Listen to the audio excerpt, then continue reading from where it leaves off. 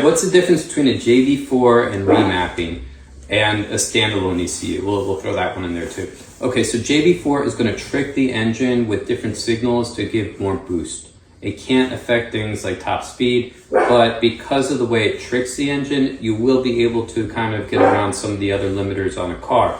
A remap is going to go through the tables that are already defined and present in a modern ECU, and it's going to change those within the parameters of, you know, Bosch or whatever, to make the car actually perform how you want it. So you can actually reduce the limiters, you can actually change the timing, you can actually change the fueling within, you know, the factory maps, and that's going to be how that works.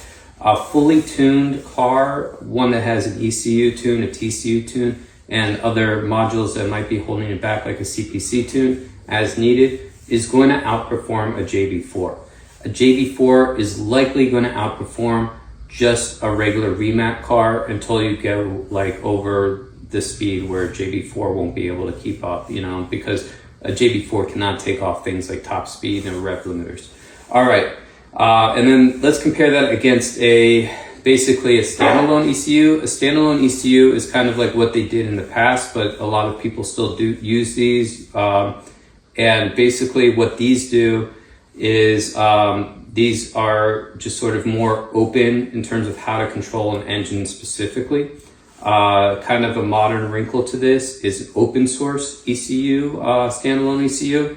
And there's like a Speedrino project, which uses Arduinos or whatever. And it uses those motor controllers to actually control an ECU or other MCU.